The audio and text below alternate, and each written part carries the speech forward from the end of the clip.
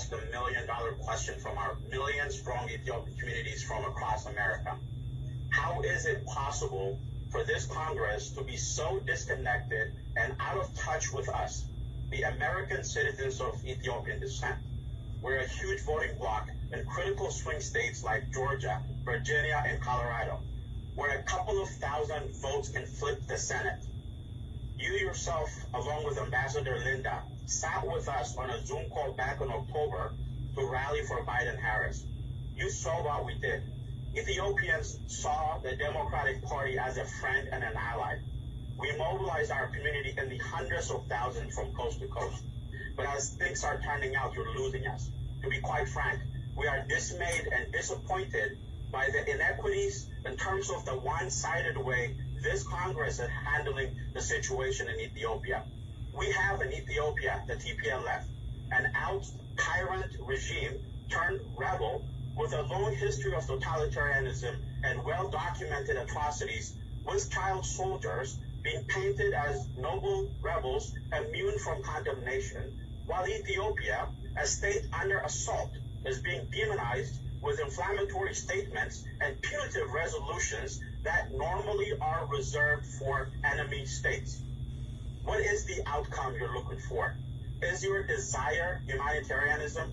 If so, we're on the same page. But how can you achieve your humanitarian goal when you're not even willing to condemn the root cause and the main actors behind the humanitarian crisis with the same level of intensity and consistency you apply to Ethiopia? As we speak, TPLF is on a rampage, unleashing atrocities in every town and village they set foot on, killing Tigrayans accused of supporting the government, massacring Eritrean refugees, blocking roads, holding university students hostage for ransom, and using aid to force families into giving up their children for war. All the hallmarks of a terrorist group. Devastating evidence of TPLF use of child soldiers as young as 12 years old is coming out, with authentic and verified photos and videos. Some have even been published on the New York Times. But this is not even becoming a topic of discussion in Congress. If anything, this alone should have been enough for Congress to call out for the TPLF to disarm. Congresswoman, you've been a long-time friend to the Ethiopian people, but what does it mean to you to see the disintegration of Ethiopia, the oldest black civilization in the world? Madam Congresswoman, what are the options for Ethiopia? Institutionalized tribalism, where the 1% of the 6% ruling class can become dominant again? Or perpetual war for disintegration through Article 39? This is the agenda the TPLF is pushing.